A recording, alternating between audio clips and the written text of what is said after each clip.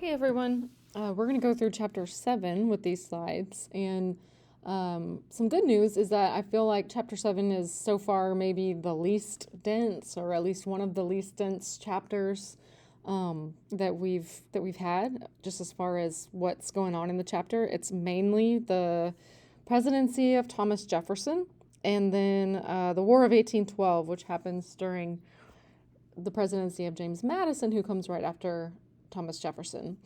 So we're going to go through Jefferson's presidency, the War of 1812, how it impacted the United States, and this is the first chapter of the unit overall.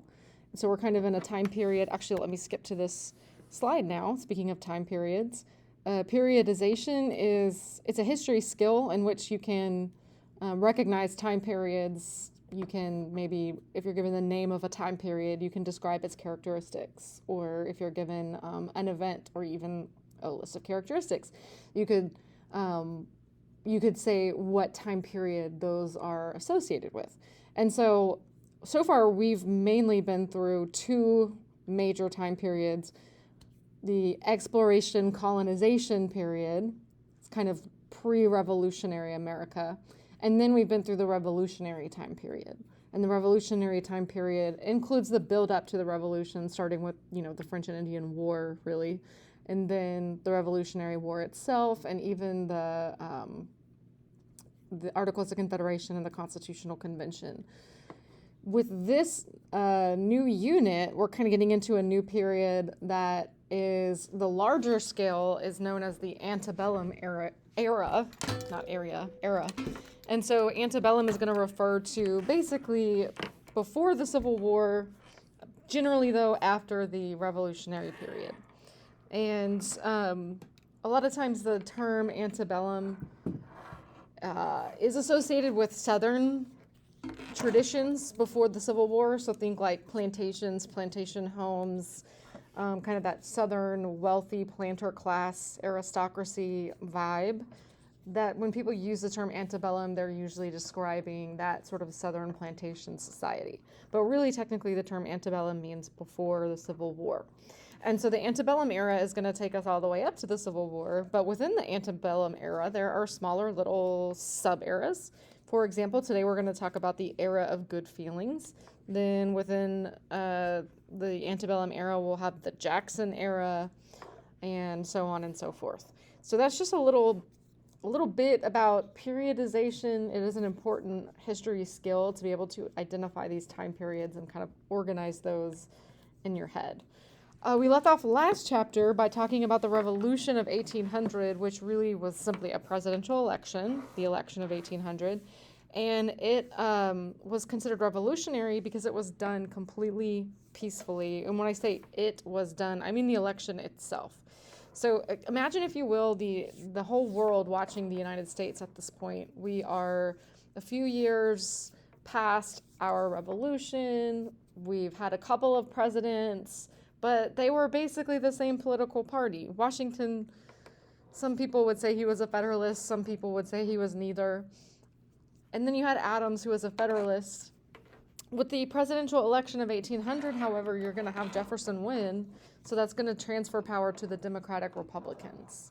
And people, the world, not the whole world, of course, but people who know what's going on in the United States at this point are probably pretty aware that there's a lot of tension between Federalists and Democratic Republicans, Democratic Republicans, and that this shift in power might not go down very peacefully. In fact, if there are riots, if there's violence, it could almost be a way for the world to sort of point and laugh at America. Like, hey, good job with that whole democracy thing. Good job with that whole revolution thing. How's it working out for you? But the fact that it did go peacefully, civilly, as planned, was sort of a way for the United States to say, hey, look, democracy is working. We can do this in a democratic, civil, peaceful way. And truly, that idea, the peaceful transfer of power, has been something our country has prided itself on since 1800. We've taken pride in this. And you might remember, you guys were pretty young in what year was it? 2020, when we had the election of 2020, and then there was 2021. That was only 5 years ago. So you probably remember what happened in 2021 with the Capitol on January 6th. And if you had watched the news at that point in time, then you would have heard news reporters and political analysts talking about that idea of the peaceful transfer of power. And they were basically saying, hey, we don't do this in the United States. We don't raid the Capitol. We don't hurt people. We don't kill people when the party we wanted to win doesn't win. And so, that idea that they were talking about in 2021, that had been a tradition of the United States for over 200 years at this point. Anyway, I also like to call the election of 1800 a rematch election because in 1796, it was John Adams versus Thomas Jefferson, Federalist versus Democratic Republican, and in 1796, Adams won. Adams was a one-term president. He was pretty unpopular, and the Federalists at this point, by the end of his presidency, were pretty unpopular as a whole. And so in this rematch election, Jefferson defeated Adams, and nobody was very surprised about that. But he tried to bring about a time period of unity. And in fact, for the next 30 years almost, we are going to have only Democratic presidents and a lot of Democratic, if I said Democratic again, I meant Democratic Republican, just know that. And we're going to have a lot of Democratic Republican domination in Congress. And so this is going to become known as the era of good feelings. And I think that term will come up again. We'll talk about it more in detail later.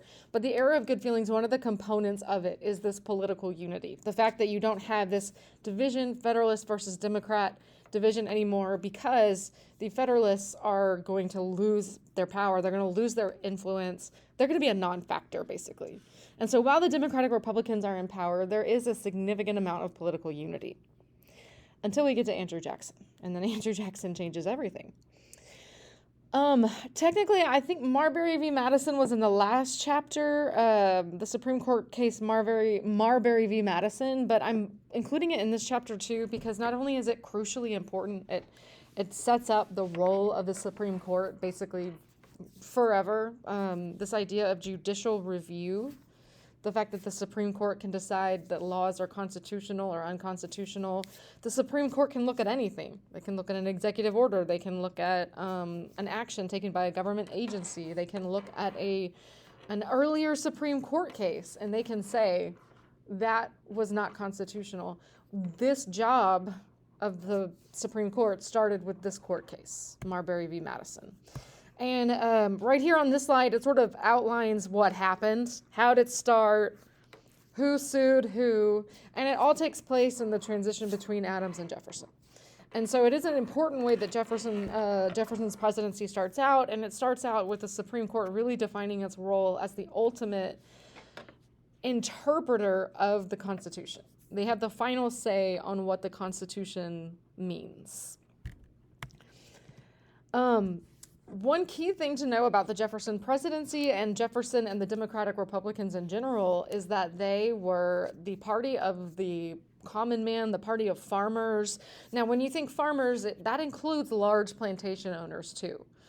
Small farmers and large plantation owners, they're going to have a lot of different interests for sure, but some of their interests are going to be similar. If farming and growing crops is their ultimate livelihood, then they're going to have some similar interests. And so Democratic Republicans, Jefferson in particular, saw the United States as a nation of farmers. They saw farmers as people who were hardworking, honest, people you could depend on, and they thought that our economy would function best if we were self-reliant. And so that involves a lot of producing of our own crops and our own materials. And so that was Jefferson's vision for the country, a nation of farmers. And his vision for the government, I guess you could say, was typical to Democratic Republican form, a much smaller federal government. During the Washington and Adams presidencies, the Federalists had been slowly but surely, and in some ways kind of sneakily, increasing the power of the federal government. Washington built an army.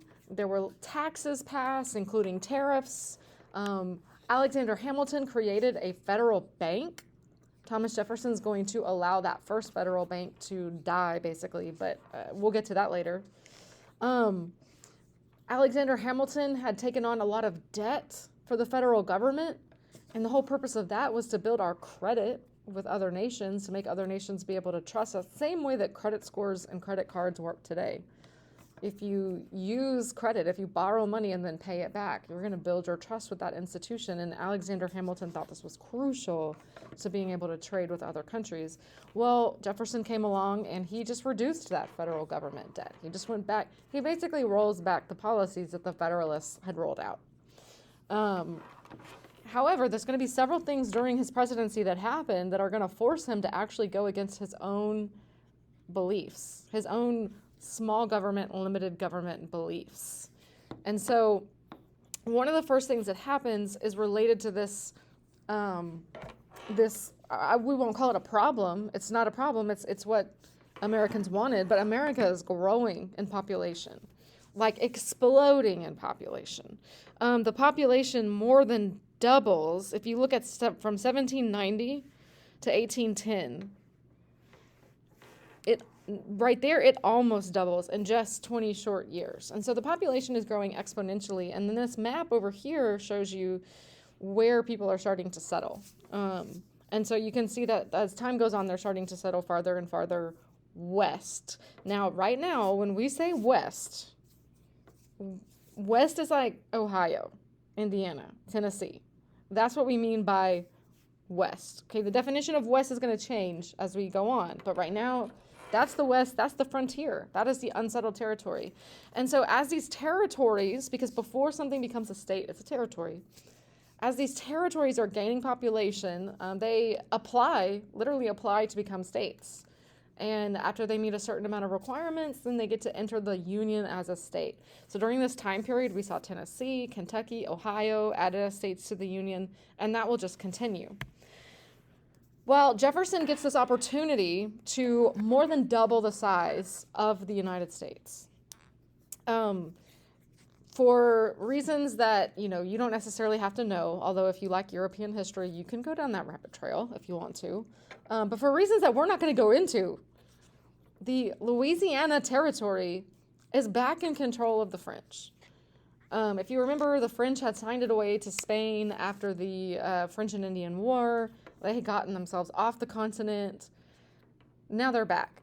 We're not going to go into why, but another thing that happens in France is a guy named Napoleon takes over. And Napoleon had a very specific goal. He wanted to create this gigantic empire, but he wanted to create it over in Europe. Napoleon didn't have much interest with having land in France. He didn't have much interest in what it would cost to maintain and protect a colony all the way across the ocean. And so he thought this is an excellent time to make a deal. And so Napoleon offered to sell all of the French territories. Originally, Jefferson was just trying to purchase the port of New Orleans, which I have starred down here. And on this map, the port of New Orleans would be just right here. Or right here, I guess. Somewhere down there in Louisiana. And so at first Jefferson wanted to buy the port of New Orleans because if you control the port of New Orleans, you control the Mississippi River, and that's a really big deal. But Napoleon offered Jefferson to buy the entire Louisiana territory, and Jefferson accepts. Now, Jefferson had a big moral dilemma when it came to this purchase, and here's what it was. Jefferson believed in a strict interpretation of the Constitution. He was we call that a strict constructionist. So what Jefferson believed is if the Constitution didn't say the government can do this, then the government can't do it. The government can only do explicitly the things that are listed in the Constitution as its powers. And so guess what's not listed in the Constitution as one of the government powers? Purchasing land. And so Jefferson was in a pickle because if he was going to stick with his beliefs, he wouldn't be able to buy this land because according to his beliefs, the government doesn't have that power. But Jefferson knew that this was too good of an opportunity to pass up. It fit with his overall vision of building a nation of farmers because this is just giving us more farmland, and that overall vision of America eventually controlling the whole continent. And so Jefferson makes the purchase. even though it goes against his beliefs for the Constitution or regarding the Constitution. And then just real quick, remember the opposite of strict constructionist is loose constructionist. And a loose constructionist argument or a loose constructionist viewpoint, like Alexander Hamilton and the Federalists, they would argue that as long as the Constitution doesn't say the government can't do it, then the government can do it. I know that's kind of some mental gymnastics there, but basically, if the Constitution says the federal government can't do this, then the federal government can't do it. But anything else is fair game, and a lot of it comes back to that necessary and proper clause. The government can do what is necessary and proper. And so in this case, Jefferson actually ironically used that argument. He said, this is necessary and proper, whatever that means to him, to purchase this land. So he did. Look at what happens when Jefferson runs for re-election. Again, I told you the Federalist Party is losing popularity, and you can see that very clearly from this election. Jefferson really cleans up in the election of 1804. There is a lot of political unity in America building already. But just wait till we get to the War of 1812. Because the War of 1812 is going to be kind of the ultimate politically unifying event for America during this time period, almost even more so than the Revolution. So kind of the War of 1812, kind of the roots of it begin during Jefferson's presidency because Britain and France start doing some shady things towards the U.S., particularly towards U.S. trade ships. Britain and France are constantly at war with each other. At this point right now, you've got Napoleon trying to take over Europe, and Britain's trying to stop him. And you have the whole continent at war. And so when U.S. trade ships start to make their way towards Europe, just to trade, Britain's one of our number one trading partners. We trade with France as well. These American trade ships are starting to get attacked by England and France. And then, actually, this has been going on for a little while. So then they start to step up the game and they start to kidnap American sailors or American merchants, basically, the guys driving the trading ships. They start to pull up alongside of these boats, these ships, and say, hey, you, American merchant, you're a member of the British Navy now. You're going to serve on this ship with us and fight with us. And actually, the textbook chapter does it made a really interesting point. It explained a perspective that I've never heard before up until this particular textbook. And it talks about how for the British, they didn't necessarily see these American merchants as Americans. They were born in Britain. Once British, always British, I guess. And so they thought, well, these are still citizens of the British Empire. They betrayed us by becoming American, and we're just forcing them to come back to Britain. That's how the British saw it. But of course, Americans, they didn't see it that way. They were being kidnapped. They were being forced into military service. There's a really specific term for that too, and that is called impressment. So when we say that the British were impressing American soldiers, we're not saying they were showing off or anything like that. Impressing means kidnapping. So you've got U.S. trade ships being attacked, U.S. merchant sailors being kidnapped and forced into military service. Jefferson feels like he needs to take action. Remember that this kind of beef between the U.S. and France, this beef between the British and the French had been going on for a while. And remember that Washington had decided not to take sides. And they had followed that tradition. But the thing about Americans is that if you start messing with us personally, we're going to have to get involved. We're going to see that America's pretty good at staying out of these international conflicts for a long time. We claim neutrality a lot, basically up until the end of World War II. But the exception is if you mess with us. If somebody messes directly with Americans, then Americans feel the need to respond. So Jefferson decides to not take a military response, but an economic response. And he orders an embargo. An embargo is where you cut off trade with someone. And so he cuts off trade with French and Britain, thinking this would be enough of a punishment to them economically to get them to stop attacking ships, kidnapping sailors, whatever. It doesn't work out the way he planned because, number one, merchants weren't cooperating with the laws. I just think, only 30 years earlier, the American colonists were doing the same thing. They were ignoring the laws, they were smuggling goods. It hurt U.S. trade and the U.S. economy overall, and Jefferson ended up having to re-increase the size of the military, because remember, he'd cut it down, and increase the size of the federal government overall to try to coordinate and enforce these trading laws. So the embargo kind of backfired against Jefferson, and as he's leaving office, these are some things to consider about his legacy as president. He went into office, and kind of the typical Democratic Republican stance was limited government, small government, a very limited powers from the Constitution. Jefferson had no interest in maintaining a large standing army, etc. His actions, though, kind of had to, he was presented with challenges that made him have to go against some of these ideals. For example, with the Louisiana Purchase, that was a very loose constructionist move that he made there. And it also expanded his own powers of the president. And so he has to expand the Army and the Navy in order to enforce this embargo. And so, I'm not saying anything negative about Jefferson, it's just interesting to consider how his actions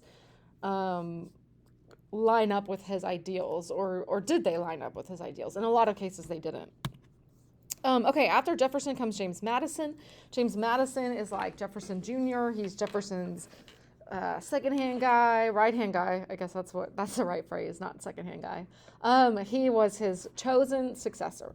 And James Madison was also a Democratic Republican, and he continues this tradition of Democratic Republican dominance. As far as a founding father, he had just as much, if not more, influence than anybody else. Adams, Hamilton, Jefferson. He wrote the Constitution. A lot of it he wrote himself. He'd served in Congress. He was Jefferson's Secretary of State, and now he's president. The main thing that he's known for in his presidency, though, is dealing with the War of 1812. And so the War of 1812, remember that just a minute ago, we were talking about the shady things the British were doing at sea, attacking trade ships and kidnapping American sailors. Well, then they start doing some shady things out on the American frontier.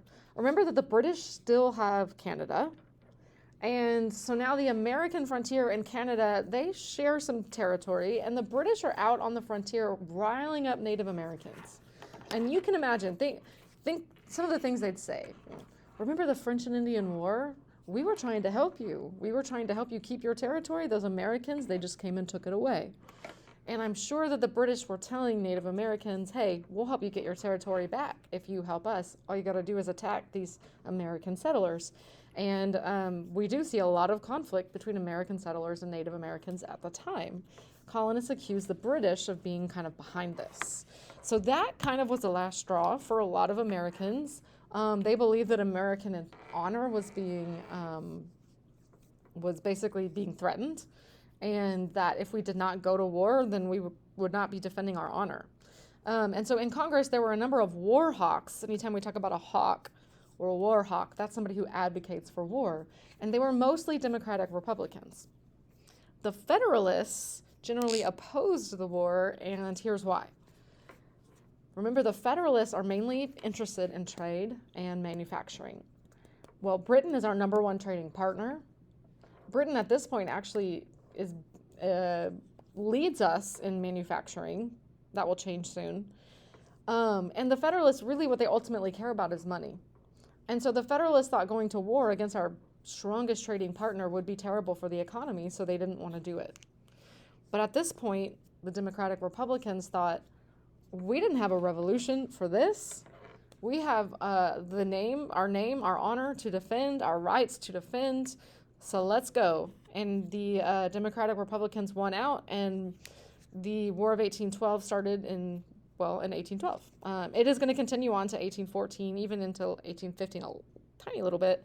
But the War of 1812 is sometimes called the Second American Revolution, because it's kind of like, it's like a round two. It's like a rematch. The Americans are going to have to prove once again that they can stand up to the British, that they can hold their own against the British, and that they deserve to be an independent nation. And so at first, in the War of 1812, the U.S. still had disadvantages: small navy, small army, not as much money. But the British had the ultimate disadvantage, and that is that they were dealing with the French on the other side of the world. And so the war went very much back and forth at first, and each side traded victories. There were some notable moments in the war, and these are actually going to become kind of legendary patriotic stories later on. One of them is that the British end up capturing Washington, D.C. They burn a lot of buildings down to the ground, including the White House. But one story that comes out of it is that Dolly Madison, wife of James Madison, President James Madison, heroically rescues George Washington's portrait, or orders it to be rescued, out of the flames in the burning building, because we can't let the portrait of our first president go down in flames. And so that went on to be kind of a patriotic, heartwarming story. And then, if you thought the Star-Spangled Banner was written during the American Revolution, because that's what a lot of people think, it was not. It was written during the War of 1812.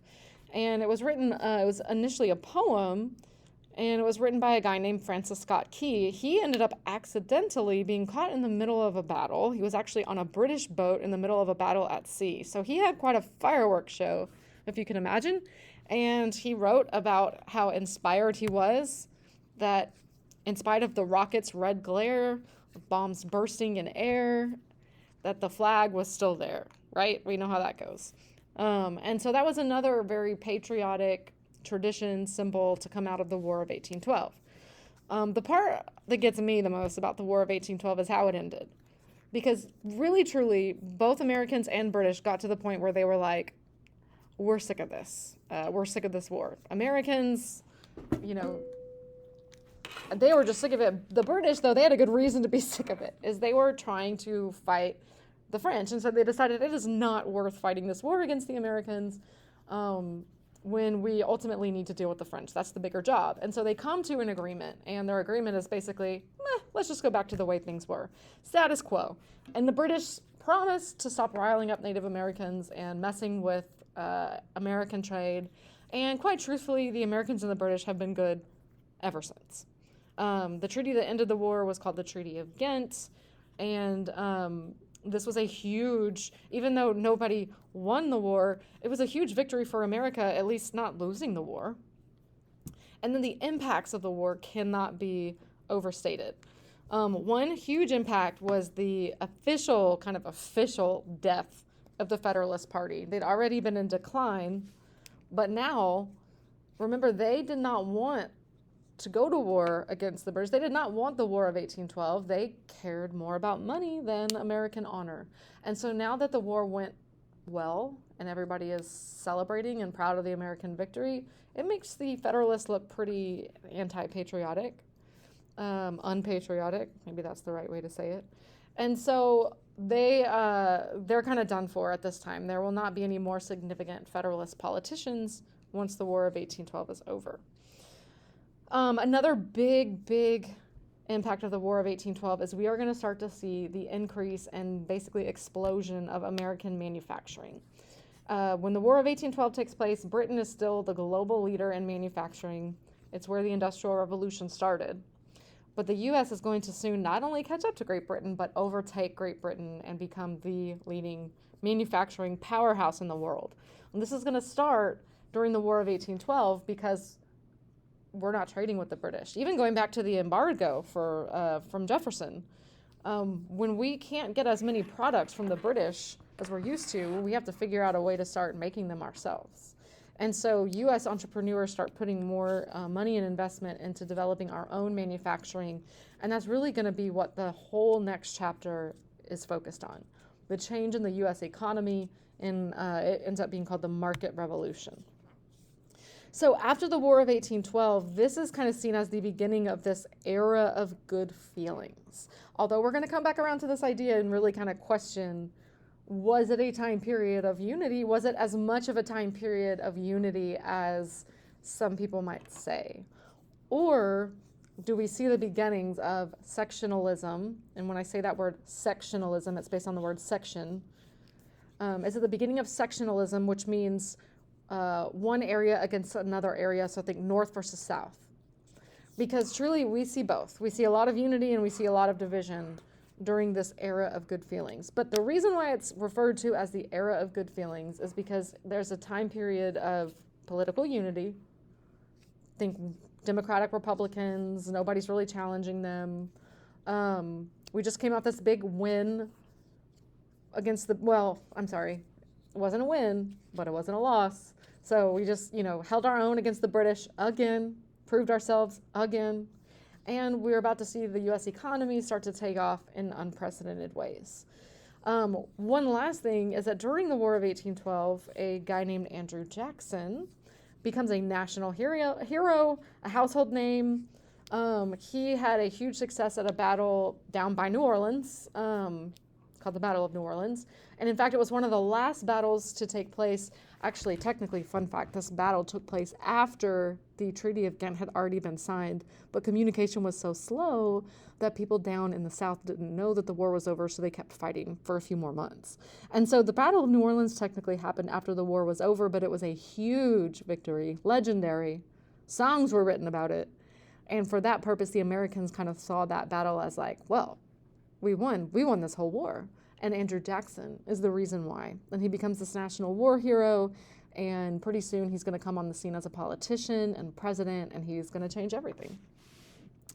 The last few slides of this slideshow are about Henry Clay's American system, which really I'm going to save these thoughts for Chapter 8, because like I said, Chapter 8 is mostly about the change in the American economy, the market revolution, and the American system is really foundational to that. And so it kind of gets proposed and started during this time period, but I'm going to keep it with Chapter 8 stuff so that we can have this big picture look at what happens to the economy. And it all starts with this idea of Henry Clay's American system.